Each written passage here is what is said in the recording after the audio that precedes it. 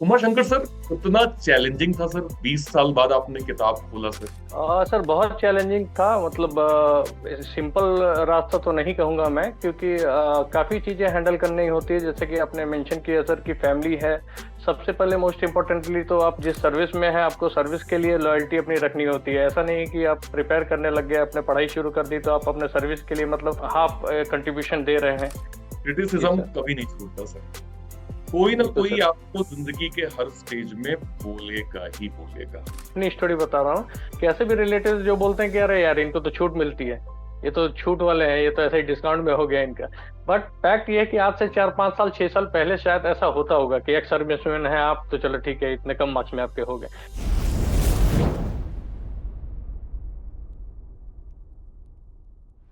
नमस्कार दोस्तों, स्वागत है आप सभी का एक बार फिर से। देखिए, 2024 का 1 तारीख का रिजल्ट आ गया है और आईबीपीएस के अलग अलग प्लेटफॉर्म, चाहे वो पीओ हो, क्लर्क हो या एसओ हो, बहुत सारे बच्चों का हमने सिलेक्शन देखा है।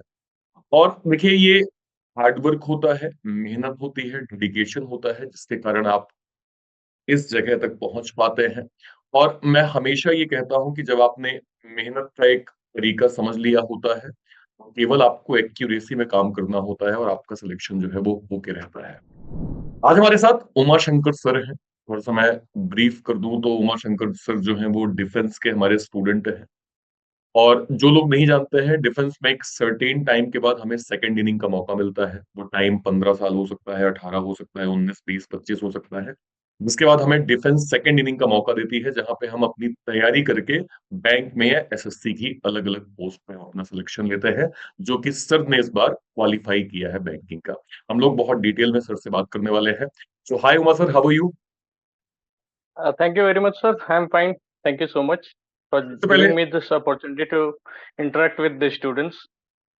Thank you sir, thank you. सबसे पहले उमा शंकर सर, हमें ये बताइए कि आप प्रॉपर कहाँ से हैं सर, और कौन से डिफेंस में थे सर आप, और कितने साल की आपने सर्विस करी है? अभी आपको कौन सा बैंक अलॉट हुआ है सर, कौन से प्लेटफॉर्म के थ्रू? सर मैं बेसिकली झारखंड का रहने वाला हूँ। झारखंड में धनबाद डिस्ट्रिक्ट से बिलोंग करता हूँ। कोलफील्ड सिटी है, बहुत से लोग जानते होंगे शायद। और मैंने वहाँ से 2004 में इंडियन एयरफोर्स ज्वाइन की थी एज एन एयरमैन। और अप्रोक्सीमेटली 20 ईयर्स सर्व करने के बाद मैं 31 जनवरी 2024 को एयरफोर्स से रिटायर हुआ हूँ। और उसके बाद मैंने अप्रोक्सीमेटली 1.5 ईयर के आसपास मैंने दी है प्रिपरेशन को, और मेरा सिलेक्शन जो है आईबीपीएस क्लर्क के थ्रू हुआ है सर इस साल। और मुझे इंडियन बैंक अलॉट हुआ है सर इस बार। इंडियन बैंक आपको अलॉट हुआ है सर, और आईबीपीएस क्लर्क जी के सर। थ्रू। एक चीज मैं जी बच्चों को सर। बताना चाहूंगा कि जो हमारे डिफेंस के सर लोग हैं, ऐसा नहीं है कि आप पीओ की तैयारी नहीं करते हैं, लेकिन आपको क्लरिकल की तैयारी करनी होती है। इसका कारण ये होता है कि आपको जो डिफेंस का एक पे प्रोटेक्शन होता है वो आपको क्लरिकल के थ्रू लग जाता है, और आपको उतना ही जो भी आपका लमसम सैलरी है वो आपको यहाँ मिलना स्टार्ट हो जाता है। उमा शंकर सर, कितना चैलेंजिंग था सर 20 साल बाद आपने किताब खोला सर, है ना? और अभी आप उस दौर पे हैं कि जहाँ पे आपकी स्वयं की फैमिली है सर, आपके माता पिता हैं सर, आपको उन्हें भी देखना है, अपनी फैमिली को भी देखना है, उसके बाद आपको स्टडी भी करनी है सर। कितना चैलेंजिंग था सर स्टार्टिंग में? सर बहुत चैलेंजिंग था। मतलब सिंपल रास्ता तो नहीं कहूँगा मैं, क्योंकि काफ़ी चीज़ें हैंडल करनी होती है। जैसे कि आपने मेंशन किया सर कि फैमिली है सबसे पहले। मोस्ट इम्पोर्टेंटली तो आप जिस सर्विस में हैं आपको सर्विस के लिए लॉयल्टी अपनी रखनी होती है। ऐसा नहीं कि आप प्रिपेयर करने लग गए, आपने पढ़ाई शुरू कर दी तो आप अपने सर्विस के लिए मतलब हाफ कंट्रीब्यूशन दे रहे हैं।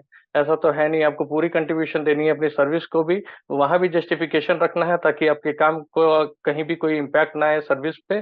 साथ में आपको वर्क लाइफ और फैमिली लाइफ दोनों बैलेंस करके चलना है। बच्चों को भी देखना होता था। और मैं कहूँगा कि मैंने सबसे बड़ा जो बिगेस्ट सैक्रिफाइस मुझे लगता है कि सोशल लाइफ तो बिल्कुल कट ऑफ ही था। ऑफिस और ऑफिस से घर आने के बाद में आपको प्रिपरेशन करने के लिए टाइम देना होता है। और काफ़ी मुश्किल था सर। मतलब अगर यही सेम प्रिपरेशन या सेम एग्ज़ाम मैं 20 इयर्स के एज में अगर अपीयर कर रहा होता, तो शायद बहुत ईज़िली मेरे लिए काफ़ी ईज़ी रहता है उस टाइम पे। बट 20 22 साल मतलब पढ़ाई से बिल्कुल रिश्ता नाता खत्म होने के बाद में आप जब वापस से आते हो करने के लिए, तो चीजें फिर से मतलब अप्रोक्सीमेटली जीरो तो नहीं कहूंगा, जीरो से तो नहीं शुरुआत करनी होती है। काफी चीजें आपको याद भी रह जाती हैं। बट मेहनत करनी पड़ती है, अच्छी खासी मेहनत करनी पड़ती है सर। और आपको मतलब कई बार ऐसा भी फील होगा कि यार जो चीजें बहुत इजी होती थी उस टाइम पे अभी काफी टफ लगने लगता है आपको सडनली। बट चीजें जैसे जैसे आप एक रूटीन लाइफ में डिसिप्लिन लाइफ में आ जाते हैं, और करते रह जाते हैं, और आप जैसे ट्यूटर्स का जब सपोर्ट मिल जाता है सर, स्पेशली गाइडेंस मिल जाती है, तो काफी हेल्प हो जाती है सर, और उसके थ्रू मतलब रास्ता आसान लगने लगता है फिर। सर मैंने अभी 3-4 हफ्ते पहले एक हमारे डिफेंस के सर है अविनाश सर, उनका हमने इंटरव्यू किया जी सर। सर। वो इंडियन नेवी में थे सर। तो उन्होंने अपनी अपना कुछ रूटीन बताया था कि जब उनका सेकेंड इनिंग का उन्हें पता चला था, तो वो जैसे ड्यूरिंग जॉब भी थोड़ी पढ़ाई करते थे। सर उनका जी सर। रूटीन ये था कि वो सुबह 8 बजे निकलते थे, शाम को जी घर सर। 6 बजे घर आते थे सर। 1-2 घंटे जी सर। नैप लेके 8-9 बजे अपनी स्टडी स्टार्ट करते थे। और वो नौ जी बजे सर। से स्टडी करना स्टार्ट करते थे, रात में 1 बजे तक पढ़ते थे। और उसके जी बाद सर। वो फिर वापस से अगले दिन की प्लानिंग करते थे। क्या सर ये जी सर। चैलेंजिंग, क्योंकि सर ये एक्सट्रीम डिसिप्लिन है सर, मतलब मैं इसको सिंपल सिंपल नहीं कहूंगा सर, क्योंकि 8 बजे आप जा रहे हैं, शाम को 6 बजे आ रहे हैं, उसके बाद आप 2 घंटे नैप लेके 5 घंटे वापस पढ़ रहे हैं और वापस रूटीन को स्टार्ट कर रहे हैं सर। कितना चैलेंजिंग जी होता है सर। सर ये। सर बहुत ज़्यादा चैलेंजिंग है, और मैं इसको मतलब इसलिए मैंने ये डेफिनेशन नहीं दी कि हाँ कब से कब तक मैंने पढ़ाई की। रीज़न बीइंग कि फर्स्ट ऑफ ऑल हमारा जॉब टाइमिंग जो है सर डिफेंस में कभी भी फिक्स नहीं होती। हमारी जॉब मतलब 24/7 चलती है, तो डिपेंड्स अपॉन कि मतलब किसी दिन आपके पास है, चलो आप 6-8 घंटे में फ्री हो गए। कई बार आपको मतलब लंबे वर्किंग आवर्स में भी रहना पड़ता है। बहुत सारी चीज़ें हैं जो बियॉन्ड कंट्रोल है, जो कि इस प्लेटफ़ॉर्म पे शेयर करना मतलब उचित नहीं होगा डिफेंस से रिलेटेड।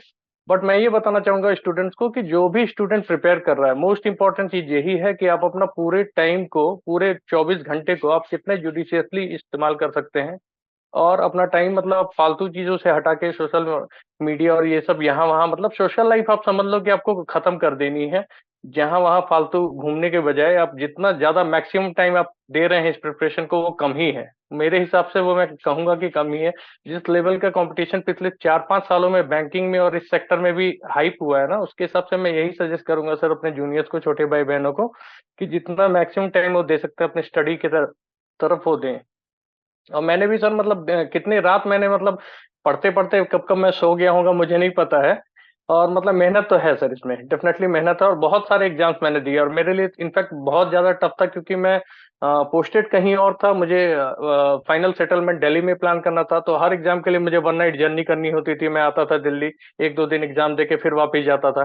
कई सारे फेल्योर्स हाथ में लगे, मतलब बहुत बार मतलब फेल हुआ, कभी प्रीलिम्स निकला, मेंस नहीं निकला। और ये जो फ़ेज़ है प्रिपरेशन का, आप फेल्योर एक-एक करते जाते हो सकता है किसी को एक बार में सक्सेस हाथ लग गई। बहुत सारे स्टूडेंट्स ऐसे भी होंगे जो कि फेल हो रहे होंगे, और वो डिप्रेशन में चले जाते हैं कि यार नहीं हो रहा, मेरे से नहीं निकल रहा है। तो मेन मोटो यही है कि भाई छोड़ना नहीं है, करते रहना है। और जब आपके जैसे सर हैं सर, जो इतना मोटिवेटेड, मतलब हर चीज़ में मैं देखता हूँ ग्रुप में आप इतना एक्टिवेशन रखते हैं, इतनी एक्टिव रहते हैं, आप इतने मोटिवेशन बच्चों को देते हैं। तो उसके बाद डीमोटिवेटेड होने का कहीं से भी कोई मतलब रास्ता नहीं दिखता मुझे कि बच्चे डीमोटिवेटेड हो जाएँ। तो जस्ट प्रिपरेशन करते रहें और अपनी जर्नी मतलब वो कंटिन्यू करें, सक्सेस 100% हाथ लगेगी।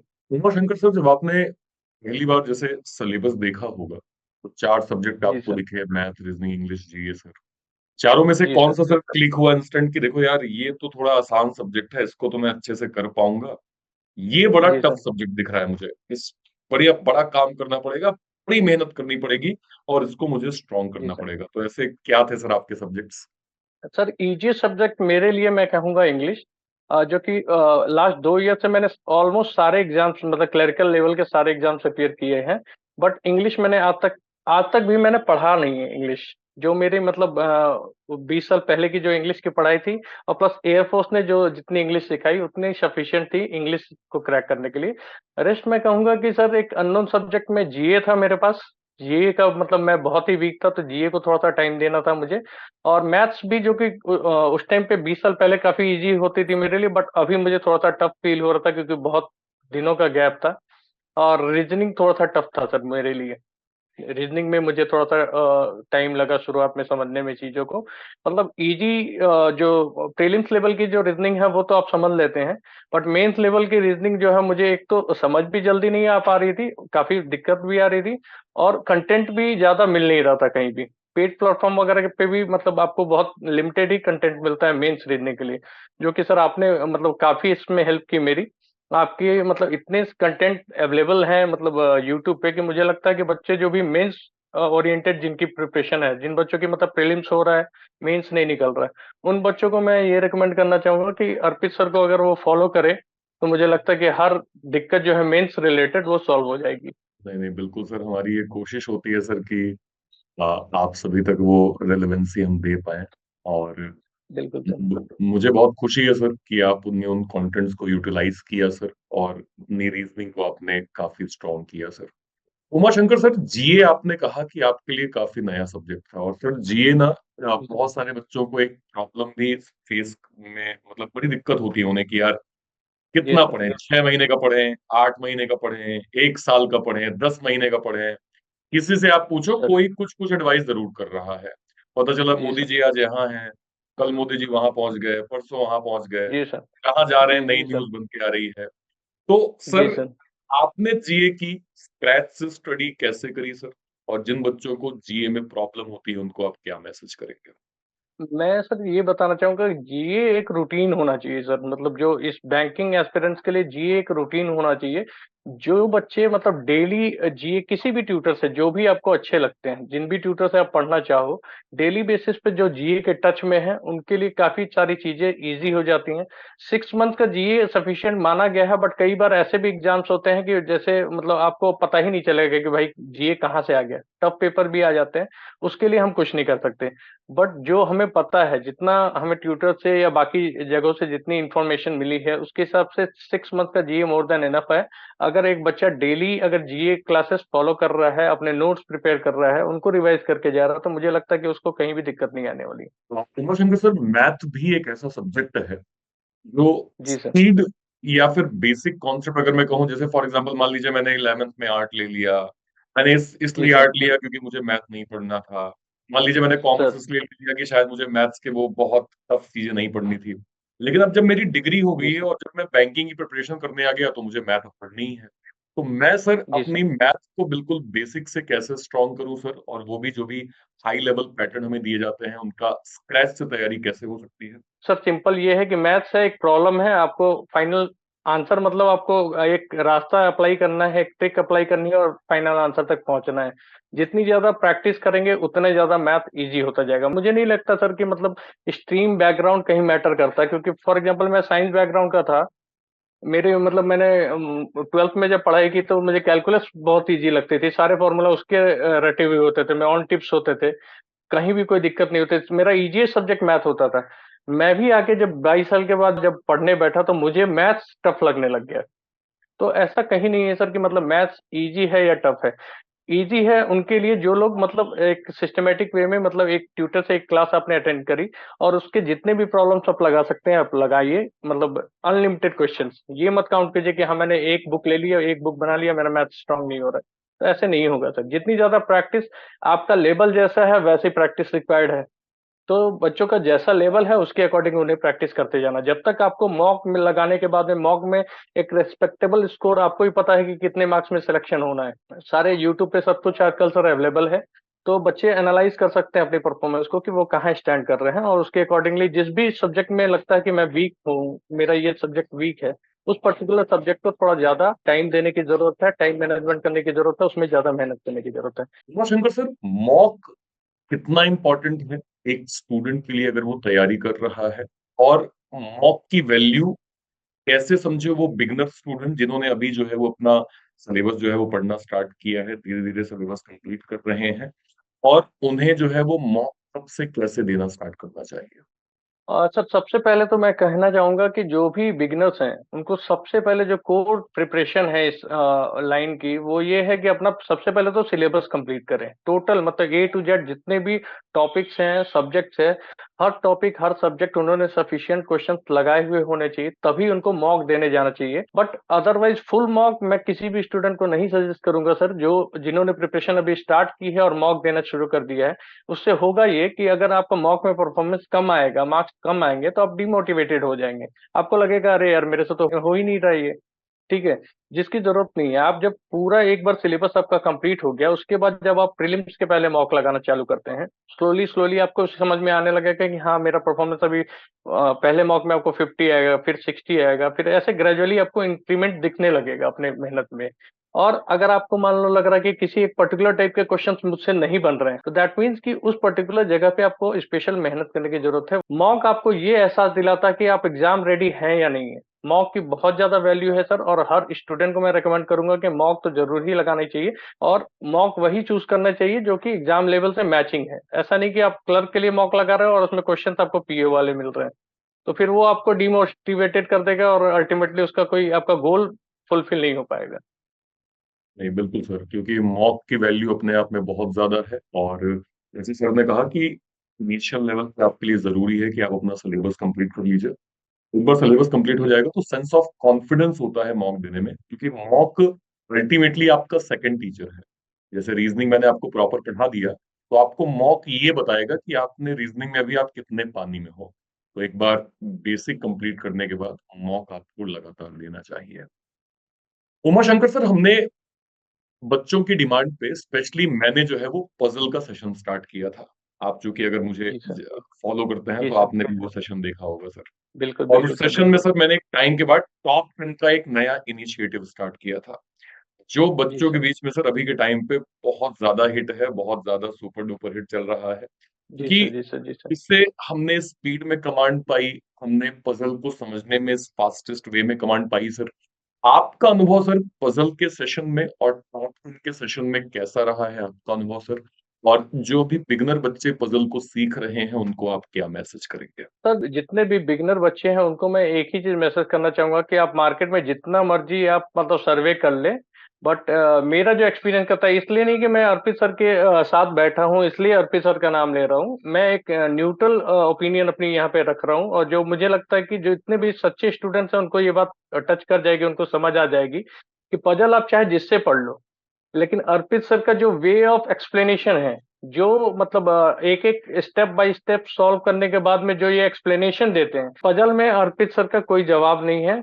और ये मैं सर को खुश करने के लिए ये आप लोगों को नहीं बता रहा हूँ, ये रियलिटी है। ये आप मतलब कुछ दिन आप जब ज्वाइन करेंगे सर के साथ तो आपको खुद ब खुद ये चीजें समझ में आने लगेगी, जब आप अपना प्रोग्रेस देखोगे आप। दूसरी बात सर, मेरे साथ में एक डिमेरिट ये थी कि मैं मोस्टली आपके लाइव क्लासेस मिस कर देता था, ड्यू टू मतलब अपने ऑफिस टाइमिंग और बाकी चीजों की वजह से। तो मैंने मैक्सिमम आपके क्लासेस जो पजल सेशंस मैंने जो अटेंड किया है वो ऑफलाइन मोड में मैंने अटेंड किया है। बट वहां पे मैं क्या करता था सर, कि आप जैसे एक टाइमर अपना सेट करके रखते हो ना, तो मैं क्या करता था, अपना स्टॉप वॉच लगाता था एक एक पजल के ऊपर, और मैं अपनी टाइम नोट करता था कि मैंने कितने टाइम में सॉल्व किया। जो प्रीलिम्स लेवल के पजल्स हैं उसके लिए मैं अपना टाइमर एक रखा हुआ था मैंने, कि भाई 2 मिनट के पहले मुझे सॉल्व करना है, अगर नहीं हो पाए सॉल्व तो मैं रुक जाता था, फिर मैं नहीं सॉल्व करता था। फिर मैं आपकी सॉल्यूशन देखता था कि सर कैसे बना रहे हैं इसको, सर का वे ऑफ थिंकिंग क्या था, सर ने कौन सा क्लू पहले पिक किया, किस वाले को बाद में पिक करना है। और पजल में जो सर से मैंने सीखा है कि मतलब सिंपलेस्ट वे है कि आप जितना कूल माइंड होके आप पजल को सॉल्व करने जाओगे, उतना इजीली आप पजल सॉल्व करके निकल जाओगे। और जितना ज्यादा मतलब आप हाइपर थिंकिंग लेके जाओगे आप कि हाँ यार इसमें ये भी है, इतने सारे क्लू हैं, इतना बड़ा पजल है, ये सॉल्व होगा नहीं होगा, नेगेटिव थॉट्स आपके दिमाग में आए और आप पजल में फंस के रह जाओगे। एग्जाम में भी यही होता है। तो मेरा ये सजेशन है, जो न्यू कमर्स है प्लस जिन बच्चों ने मतलब फेलियर देखा हुआ है, मतलब प्रीलिम्स क्लियर कर लिया और मतलब मेंस नहीं निकल रहा, उन बच्चों को तो मैं स्पेशली ये रिकमेंड करूंगा कि आप अर्पित सर को ज्यादा नहीं, मैं बोलूंगा 1 महीने इनके क्लास आप रेगुलर अटेंड कर लीजिए, और आप अपना डिफरेंस आप अपने रिजल्ट में देख लीजिए। उसके बाद आके आप सेम इंटरव्यू जो मैं सर के साथ यहाँ बैठ के कर रहा हूँ आप भी कर रहे होंगे definitely. Thank you so much sir. मतलब नहीं, एक सर। सर की एक जो एक फीलिंग है इसका मैं बहुत रिस्पेक्ट करूंगा सबसे पहले, क्योंकि मेरे पास शब्द नहीं है इसमें क्या मैं बोलूं। लेकिन मैं यही कहूंगा कि ये सर का डेडिकेशन था, ये सर की एक डिटर्मिनेशन थी कि मुझे कुछ करना है, कुछ बनना है। और हाँ, ये बात सही है कि वो पजल के सेशन में सर बहुत मेहनत लगती है सर पजल बनाने में। मतलब बिल्कुल आप बिल्कुल सर, बिल्कुल। आप यूट्यूब पे जाएं सर, आप जैसे आपने कहा सर, आप यूट्यूब को अगर आप खोल के देखें, 1 घंटे में सर लोगों की हार्डली 2 या 3 या 4 पजल हो पाती है सर। बिल्कुल बिल्कुल सर, बिल्कुल मैं एग्री करता वहां हूँ। वहां उस 1 घंटे के सेशन में 15 पजल देना एक्सप्लेनेशन के 15 साथ, 16 पजल आप करवाते सर, जी सर। और बहुत उसको मेहनत लगती है सर। और और जी, मैं ये भी मेंशन करना चाहूँगा स्टूडेंट्स को कि आप चाहे जिस भी टीचर को फ़ॉलो कर रहे हो, आप उनको फ़ॉलो कीजिए। मैं एक चीज़ लिख के दे सकता हूँ कि एक न एक सेशन में आपका जो भी ट्यूटर को फ़ॉलो करो, कभी न कभी कोई न कोई ट्यूटर कहीं न कहीं फँसता ज़रूर होगा। और मैं ये गारंटी लिख के दे रहा हूँ कि अर्पित सर का कोई भी पज़ल सेशन आप उठा के देख लेना।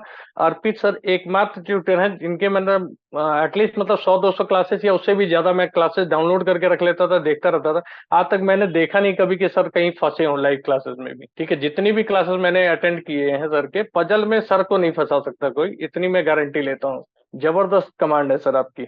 और मतलब सर का जो पढ़ाने का तरीका है एक, मतलब मैं आपको सर पहली बार मेंशन कर रहा हूँ कि आप जो पढ़ाते हैं और जो वो टोन एक आप अपना यूज़ करते हैं, वो बीच में इतना एंटरटेनिंग होता है कि कई बार मतलब सेशन बोरिंग नहीं लगता उसकी वजह से। काफ़ी एंटरटेनिंग रहता है आपका सेशन और मतलब बच्चे मतलब जैसे हम पढ़ते भी रहते हैं, आप हँसाते भी रहते हैं। तो काफ़ी मज़ा आता था सर आपके साथ सेशंस में।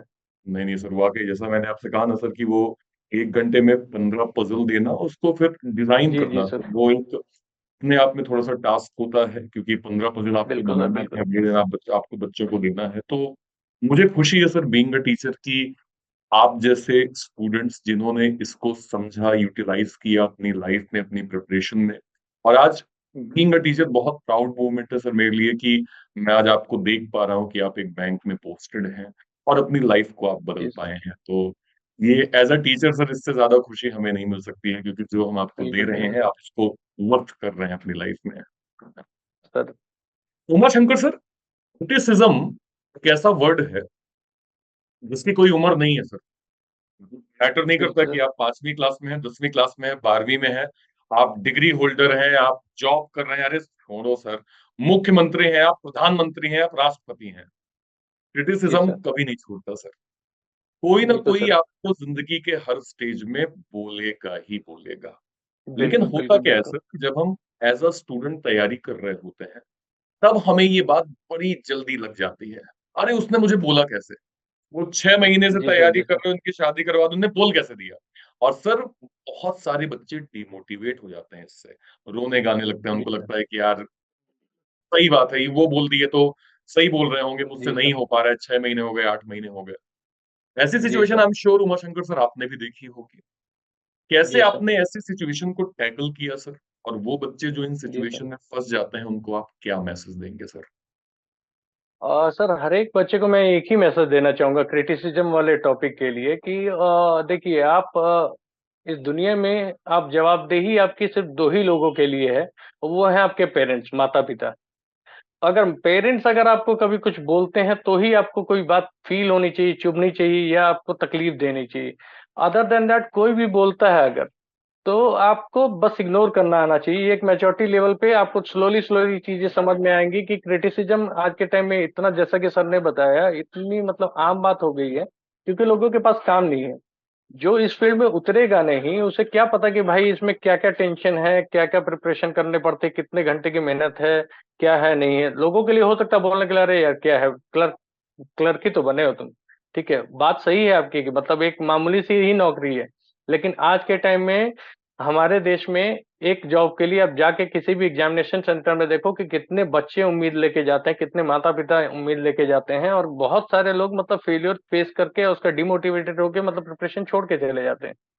तो हमारे लिए सबसे इम्पोर्टेंट ये होना चाहिए, मुझे तो पर्सनली मैं अपनी अगर बात करूँ तो मुझे पर्सनली फ़र्क ही नहीं पड़ता कि कोई क्या बोलेगा। आज के डेट में अगर मेरा सिलेक्शन भी हो गया है, तो ऐसे भी रिलेटिव्स हैं जिन्होंने मतलब मैं बता रहा हूँ, अपनी स्टोरी बता रहा हूँ, कि ऐसे भी रिलेटिव्स जो बोलते हैं कि अरे यार इनको तो छूट मिलती है। ये तो छूट वाले हैं, ये तो ऐसे ही डिस्काउंट में हो गया इनका। बट फैक्ट ये है कि आज से 4-5 साल, 6 साल पहले शायद ऐसा होता होगा कि एक्स सर्विसमैन हैं आप, तो चलो ठीक है, इतने कम मार्क्स में आपके हो गए। लेकिन आज के टाइम में लिटरली कोई बहुत ज़्यादा मार्क्स का गैप नहीं है, ठीक है? आरबीआई असिस्टेंट में मेरे दिल्ली से ही मैंने अपीयर किया था। मैंने अप्रॉक्सिमेटली 86 के आस-पास मेरे मार्क्स है, 86 से थोड़ा कम 85.75 मेरे मार्क्स हैं और 88 कट ऑफ गया है, ठीक है? तो मतलब एक्स सर्विसमैन की कट ऑफ बता रहा हूँ, जनरल के तो 95 के आस-पास है। तो आप अगर देखो तो 6, 7, 8 नंबर का ही गैप है, ठीक है? हालाँकि बहुत बड़ा गैप है ये इस एग्ज़ाम के लिए, वो मैं मानता हूँ। बट आप एक बार अपने आप को इस कंडीशन में रख के देखो कि आप एक 40 ईयर के एज में जब आपने 20-25 साल आपका पढ़ाई से कोई लेना-देना नहीं है, ठीक है? मैं खुद की बता रहा हूँ कि 12th में अगर मेरे को ये एग्ज़ाम देना होता तो मेरे लिए काफ़ी ईज़ी होता ये जर्नी। इंग्लिश मुझे आज भी नहीं पढ़नी पड़ी। बाय गॉड्स ग्रेस मतलब मुझे आज भी इंग्लिश ने हेल्प किया, लिटरेचर मेरा कम्युनिकेशन आज तक मतलब मुझे संभाल गया। बट हर एक सब्जेक्ट आपके साथ ऐसा नहीं हो सकता, तो काफी सारी मेहनत करने के बावजूद आपको कई बार आप सही ट्रैक पे चल रहे हो, सही रास्ते पे जा रहे हो, फिर भी लोग बीच में आएंगे, क्रिटिसाइज करके चले जाएंगे। मैटर ये करता है कि आपको उससे फर्क नहीं पड़ना चाहिए, और आपको अपना गोल दिखना चाहिए कि हाँ मेरे को ये करना है तो बस करना है, चाहे जितने भी मर्जी फेलियर्स आने दो, जो भी होने दो। अगर आप अपने गोल पे अगर टिके रहोगे तो सक्सेस 100% हाथ लगेगी, इसमें कोई नहीं रोक सकता है। आप चाहे किसी भी टीचर को फॉलो करें, कुछ भी करें, अगर सही गाइडलाइंस लेके सही ट्रैक पे आप चलेंगे तो डेस्टिनेशन पे आपको पहुंचने से कोई नहीं रोक सकता है, चाहे जितना मर्जी क्रिटिसाइज कर ले लोग आपको। नहीं नहीं, बहुत बहुत सही मोटिवेशन दिया आपने सर। मतलब मैं तो जरूर चाहूंगा जितने बच्चे हमें सुन रहे हैं, वैसे तो समझ पा ही रहे होंगे सर ने क्या बोला है, बट आप अगर इसको जेन्युइनली फॉलो करेंगे तो आपको बहुत बेनिफिट मिलेगा in terms of mental peace, क्योंकि एकदम परफेक्ट जी एडवाइस है सर। सर की। सर, फेल्योर, हमने तैयारी की जी सर, सर। पूरा 6 महीने 3 महीने का समय दिया, सिलेबस कंप्लीट कर लिया, मॉक टेस्ट दे रहे हैं हम, फिल्म्स भी दे जी दिया सर। हमने, और जी मेंस की सर। भी तैयारी करी सर, लेकिन मेंस नहीं हुआ। सर हमने जी सर। प्रीलिम्स दे दिया, मेंस दे दिया, इंटरव्यू में गए लेकिन इंटरव्यू में नहीं हुआ सर। और जी डिफरेंस सर। जो है वो आपके फेल होने का 1 नंबर होता है, 2 नंबर होता है, 0.25 होता है, 0.75 होता है। वो जी क्षण सर। सर इतना डिप्रेसिंग होता है। जैसे अभी 1 तारीख का रिजल्ट आया सर, अब मैं 1 तारीख को जी सर सर। मैंने दोनों कैटेगरी से बात करी, जिनका सिलेक्शन हुआ उनसे बात किया सर मैंने, उनसे जी सर। ज्यादा बात किया जिनका नहीं हुआ। आप यकीन जी मानिए सर सर, अगर बिल्कुल। मैं 50 बच्चों से मैंने बात की होगी, तो 30 से जी सर। 35 बच्चे तो फोन में बात करते करते सर रोए हैं कि जी अरे, सर बिल्कुल। अब तो सर मेरा तो मन टूट गया, अब लग रहा है कि मैं तैयारी नहीं कर पाऊंगा, अब जो है वो इतना जी सर। हार्ड वर्क करने के बाद मेरा एग्जाम नहीं क्वालिफाई हुआ। सर, ऐसी जी सर। सिचुएशन में क्या करना चाहिए? और ऐसे बच्चे जो फंस जाते हैं इन सिचुएशंस में कि नहीं यार मैं तो किसी काम का हूं ही नहीं, क्या मैसेज करेंगे सर आपने? सर सर, मैं सबसे पहले ये बोलना चाहूँगा अपने सभी छोटे भाई-बहनों को कि आप मतलब टारगेट ठीक है, टारगेट आपने सेट कर लिया कि मुझे एक जॉब लेनी, ठीक है। लेकिन ये मत सेट करो कि मुझे इतने टाइम में ही ले लेना है, इसके बाद तो मेरा क्या ही होगा। आप वर्स्ट के लिए सोच के प्रिपेयर्ड रहो। मतलब फॉर एग्ज़ाम्पल अगर मैं अपनी बात करूँ, और जो आपने एग्ज़ाम्पल दिया सर 0.25 का एक एग्ज़ाम्पल मेरे साथ है। हम दोनों दोस्तों ने साथ में प्रिपरेशन चालू की। विवेक कुमार मेरे फ्रेंड का नाम है। एफओ से ही हैं, साथ में ही रिटायर हुए दोनों, और उनका आईबीपीएस में नहीं हुआ है डिस्पाइट ऑफ क्लियरिंग मतलब का जो कंबाइंड कट ऑफ है वो क्लियर है उनका। 60 प्लस उनके मार्क्स हैं, उसके बाद भी 0.25 मार्क्स से सिर्फ मैथ्स की वजह से उनका नहीं हुआ। और आज हम दोनों फिर साथ में एग्ज़ाम दे के आए हैं। अगर सिलेक्शन हो गया फिर भी नहीं हुआ फिर भी मतलब हमारे रूटीन में कोई चेंज नहीं है। तो बेस्ट वे मैं स्टूडेंट्स को ये बोलना चाहूँगा कि सक्सेस फेल्योर की मतलब समीक्षा करने से बेटर है कि आप वर्क ओरिएंटेड अपने टारगेट पे लगे रहो। सक्सेस अपने आप आपके घर ढूँढ के आपको पहुँच के ले जाएगी साथ में। लेकिन ये होना चाहिए कि आपको फेलियर हो गया 0.25, 0.5, 0.1 मतलब इसका मतलब ये थोड़ी कि मेरा कॉन्फिडेंस हिल गया। अगर मेरे दोस्त का लेट्स से कि सर 0.25 से नहीं हुआ, इसका मतलब ये नहीं कि उसकी प्रिपरेशन में कहीं भी कोई कमी थी। हाँ, उसने एक गलत क्वेश्चन अटेम्प्ट कर दिया, वो नहीं करना था। तो ये भी नहीं है कि सर उसकी कोई गलती नहीं है, बिना गलती के उसको पनिशमेंट मिल रही है, ऐसे तो है नहीं। उसने एक क्वेश्चन गलत ज़्यादा अटेम्प्ट कर दिया, बस इतनी सी बात है। उसको जितना लाइटली लेके वो बंदा जितनी जल्दी नॉर्मलाइज़ हो जाएगा। और अगर आज की डेट में लेट्स से सर मेरा आईबीपीएस भी नहीं होता, तो मैं तो रिटायर हो गया, एक सर्विस मैंने वेल सेटल्ड जॉब मैंने छोड़ दी, फैमिली का की ज़िम्मेदारी मेरे ऊपर है। आज जो स्टूडेंट सर ये वीडियो देख रहे हैं उसमें से मतलब अदर देन एक्स सर्विसमैन जो भी भाई-बंधु देख रहे हैं, उनके साथ आई एम श्योर कि मतलब हाँ ठीक है, रिस्पॉन्सिबिलिटी है कि नौकरी लेनी है, जॉब लेनी है, ये है, वो घर की बहुत सारी रिस्पॉन्सिबिलिटीज़ उन पे भी होगी, लेकिन हमारे साथ तो immediately bag and baggage packed है सर। वाइफ है, बच्चे हैं, तो उनके लिए वही स्कूल जाना है, उनके फीस देनी है, ये है, वो है, बहुत सारी टेंशन है। उसके बाद भी अगर नहीं होता आज के टाइम में, तो मैंने पहले से सोच के रखा था कि वर्स्ट सिनेरियो में क्या होगा, अभी जितनी मेहनत की इससे और थोड़ा ज़्यादा करना पड़ेगा। तो जो मेहनती बच्चे हैं, जिनको मेहनत से डर नहीं लगता, उनको मैं कहूँगा कि कोई टेंशन वाली बात नहीं है, ठीक है? रिज़ल्ट हो ना हो उसके बारे में सोचना ही नहीं है। आप बस अपना 100% करते रहो, 100% में नहीं काम हो रहा तो 200% करो, उतने में नहीं हो रहा तो और अपना इनपुट बढ़ाओ। बट अगर ये ठान लिया कि भाई मेरे को तो सक्सेसफुल होने से कोई रोक ही नहीं सकता, अगर इस माइंडसेट से आप किसी भी काम में लगेंगे, तो कभी भी किसी भी काम में फेलियर तो नहीं होगा सर। नहीं सर, बहुत बहुत स्ट्रेट फॉरवर्ड मोटिवेशन है आपका सर। मुझे उम्मीद है जितने बच्चे जी हमें सर। देख रहे होंगे वो इंस्टेंट जो है वो आपकी बात को कैच कर लेंगे और अपनी लाइफ में इसको इम्प्लीमेंट जरूर करेंगे सर। बिल्कुल सर। उमा शंकर सर, ऐसे कौन कौन से मंत्रास उमा शंकर सर ने सीखे अपनी प्रिपरेशन में, जो नहीं कहते कि हमने पूरी बुक पढ़ी है और समराइज करके मैं उन्हें 4 शब्दों में आपको बता देता हूँ। तो ऐसी कौन कौन से जी वो सर। सर आपने एक्सपीरियंस करे हैं कि देखो इस तरीके से कर लो, चीजें सही होंगी, ऐसा मत करना, ऐसा बिल्कुल मत करना, ऐसा तो एकदम मत करना, है ना? तो ऐसे कौन कौन जी से सर। तरीके उमा शंकर सर ने सीखे हैं जो बच्चों को आप बिल्कुल टू द पॉइंट बताएंगे कि हाँ ये स्ट्रेटजी फॉलो करिए, आपका भी एग्जाम 100% क्लियर हो जाएगा।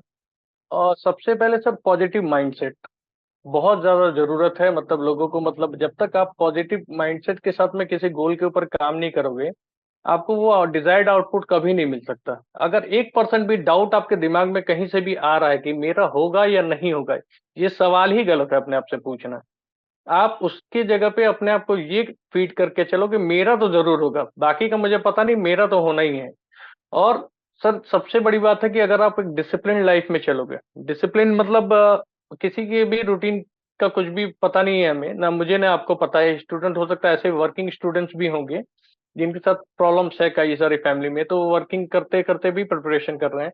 तो हर किसी का रूटीन लाइफ अलग हो सकती है, बट सबसे इम्पोर्टेंट चीज है सर कंसिस्टेंसी। ये एक ऐसा एग्जाम है, इसका एकमात्र जो मैंने चीज देखी है कि अगर आपने 20-25 दिन भी अगर मिस किए अपने प्रिपरेशन में, स्पेशली आप चाहे 1.5 साल से 2 साल से लगे हो, 3 साल से आप पढ़ रहे हो, लेकिन अगर आप एग्जाम के पहले 1 महीने पहले तक अगर आपने अपनी मतलब प्रिपरेशन कहीं भी गैप कर दी बीच में, तो आपकी पढ़ाई जीरो पे आ जाएगी। जीरो नहीं भी आएगी तो मतलब वो आपको सक्सेसफुल तो नहीं बना पाएगी।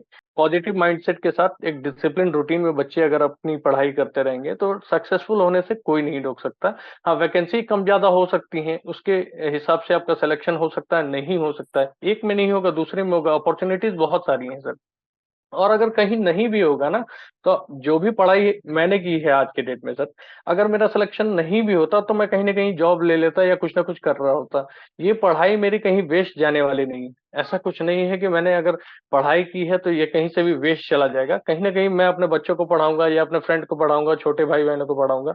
जो भी मैंने पढ़ा वो मेरे काम आएगी ही आएगी। तो आप इसी माइंडसेट के साथ अगर बच्चे पढ़ाई करेंगे सर, तो मुझे लगता है कि सबसे बेस्ट मंत्र यही है कि आप कंसिस्टेंटली अपने पॉजिटिव एटीट्यूड को बनाए रखिए, अच्छे ट्यूटर्स को फॉलो कीजिए और अपना टाइम जो है बेस्ट मैनेजमेंट कीजिए कि भाई टाइम वेस्ट नहीं कर सकते आप। जितनी बेटर मैनेजमेंट होगी आपके टाइम की, उतना बेटर आपको आउटकम मिलेगा। बहुत बहुत शुभकामनाएं उमा शंकर सर, आज बहुत मजा आया आपसे बात करके। And thank you very much sir. Thank you सबसे सर। पहले आपको आपके सिलेक्शन की बहुत बहुत शुभकामनाएं सर। Thank you sir. और it's great honour for me sir, क्योंकि मतलब ये एक ऐसा इंटरव्यू मैं ले रहा हूँ सर जहाँ पे मैं आपकी बातों को सुन के बहुत कुछ मैं सीख रहा हूँ सर, है ना? सो अरे थैंक ये यू वेरी मच सर। ये हमारे लिए बहुत ऑनर की बात है सर। और मैं हमेशा सर लाइव क्लासेस में एक चीज हमेशा बोलता हूँ, आज मैं फिर से जरूर कहूंगा इस इंटरव्यू में, अगर मेरे पास जी दो सर। कैटेगरी के स्टूडेंट हैं सामने खड़े हैं, और एक है जो नॉर्मल स्टूडेंट्स हैं और एक जो हमारे जी सर। डिफेंस के सर लोग हैं, और मुझे जी अगर सर। सर बेट लेनी होगी कि सर बताइए दो में से आप किस पे बेट लेंगे जिनका सिलेक्शन जो है वो आप इंश्योर कर सकते हैं, तो सर मैं जी सर। ऑलवेज डिफेंस के सर पे बेट लूंगा। जी इसका सर। इसके बहुत कारण होते हैं सर, मैं किसको तथ्य के साथ बताऊंगा, हवे में बात नहीं करेंगे।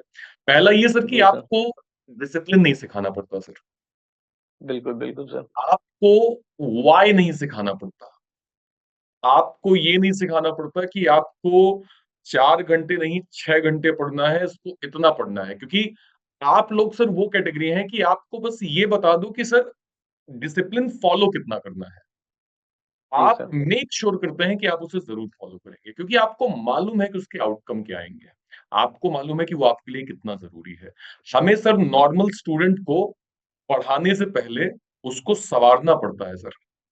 एक बार जब जी वो सर, संवर बिल्कुल। जाएगा तो पढ़ाई अपने आप कर लेगा। और बिल्कुल, ये बिल्कुल चीज़ सर। आप में सर बहुत लर्निंग की चीजें होती हैं, क्योंकि आप डिसिप्लिन, अनुशासन, रूटीन, अपना एक स्ट्रिक्ट डिसिप्लिन, इन सब चीजों को ऑलरेडी आप फॉलो कर रहे होते हैं। आपको बस स्टडी की सही गाइडेंस चाहिए होती है, बाकी तो आप ऑलरेडी फोड़ने के लिए तैयार होते हैं। सो जी sir. So thank you very much sir. तो उमा शंकर सर, आपको आपकी सफलता के लिए बैंकिंग वाला परिवार की तरफ से बहुत बहुत शुभकामनाएं। और थैंक यू सर। कितना कितना गौरवान्वित मोमेंट था उमाशंकर सर 1 तारीख का, जब पता चला कि आपने आईबीपीएस क्लर्क जो है वो फोड़ा हुआ है और फाइनली वो क्रैक हुआ। वो सर जरूर, वो मोमेंट आप जरूर एक बार एक्सप्लेन करिएगा। जी, जी, जी सर, बिल्कुल, बिल्कुल सर, बहुत खुशी का मोमेंट था और डेफ़िनेटली सर क्योंकि मेरे साथ मैं अकेला नहीं हूँ, मेरे साथ मेरी पूरी फैमिली है। तो सबसे पहले तो मैंने मतलब अपनी वाइफ़ को, अपने बच्चों को ही ये खबर बताई कि हाँ भाई हो गया है। तो काफ़ी इम्पोर्टेंट मोमेंट था सर, अगर नहीं होता तो शायद अभी मेरा दूसरा दौर चल रहा होता। जैसे कि मैंने बाकी बच्चों को कहा, ऐसा कि नहीं कि मैं जस्ट उनके लिए सजेस्ट कर रहा हूँ, मैं खुद पे भी फ़ॉलो करता हूँ। अगर नहीं हुआ होता तो शायद मैं अभी प्रिपरेशन में लगा होता। तो डेफ़िनेटली सर बहुत बड़ा मोमेंट था, बहुत बड़ा मतलब एक उम्मीद थी कि हाँ, हो जाएगा इस बार क्योंकि लास्ट ईयर भी मैंने आईबीपीएस मेंस दिया था और ड्यू टू सम रीज़न पता नहीं कुछ टेक्निकल ग्लिच की वज़ह से कुछ मार्क्स में मुझे गड़बड़ी लगी, ऐसा कुछ तो हुआ नहीं पिछली बार और बहुत ही सही समय पे सर आया है, मैं जनवरी में ही रिटायर हुआ हूँ और अभी मतलब अप्रैल में 1 अप्रैल को आपको जॉइनिंग मिल गई। तो काफ़ी मतलब इम्पोर्टेंट मोमेंट था मेरी लाइफ़ का और सर इस मोमेंट को अचीव करने के लिए मैं आपका बहुत-बहुत सर मतलब तहे दिल से मैं शुक्रिया अदा करना चाहूँगा कि मतलब अर्पित सर आपने बहुत हेल्प किया है और बहुत मतलब मेरे पज़ल, सिटिंग अरेंजमेंट और इनफैक्ट मैं पूरी रीज़निंग की मैं कहना चाहूँगा कि पूरी रीज़निंग को आपने बहुत एक मतलब स्ट्रॉन्ग सब्जेक्ट बनाने में बहुत बड़ी मदद की है सर आप। नहीं नहीं, बहुत बहुत शुभकामनाएं सर, और बड़ा अच्छा लगा सर आपका वो मोमेंट 1 तारीख वाला। और ये थैंक यू मैं सर। जरूर चाहूंगा जिंदगी में हर किसी स्टूडेंट को ये चीजें नसीब हो जो आपने पाई हैं। और बस वही है सर कि जो आपने बताया, डिसिप्लिन आपने जो बताए हैं, बस उसको आप फॉलो करिए, है ना। जो भी स्टूडेंट्स हमें देख रहे हैं, डेफिनेटली आपको इसका फायदा जरूर मिलेगा। तो सर, बीवी की प्रोसेस अभी जल्दी हो जाएगी, फिर उसके बाद आपको ब्रांच अलॉट हो जाएगी, है ना, जल्दी से ही। जी सर। जी सर। चलिए, तो once again finally Umashankar sir, आपको आपकी सफलता के लिए बहुत बहुत शुभकामनाएं सर। बहुत-बहुत धन्यवाद सर। बहुत-बहुत धन्यवाद। तो ये थे हमारे साथ उमा शंकर सर, जिन्होंने आज सक्सेस स्टोरी अपनी शेयर करी, वो सारे हर्डल्स बताए जो आप लोग फेस करते हैं एज अ स्टूडेंट। और मुझे उम्मीद है कि वीडियो देखने के बाद आपको समझ में आ गया होगा कि आपको कौन कौन सी चीजें आपको परेशान कर रही हैं, कैसे उसका सॉल्यूशन आपको निकालना है। सर ने लगभग गाइडेंस आपको दे दी है। बस आप इसे, जिसे कहते हैं कि हार्ड डिसिप्लिन के साथ फॉलो करना स्टार्ट करिए, तो आपको इसका फायदा जरूर होगा। कोई भी डाउट होता है, वीडियो के कमेंट सेक्शन में अपनी बात आप जरूर रखिएगा। फिर उसके लिए सेशन को इतना ही रखते हैं। Till then, तब तक के लिए bye bye, thank you so much, जय हिंद, थैंक यू।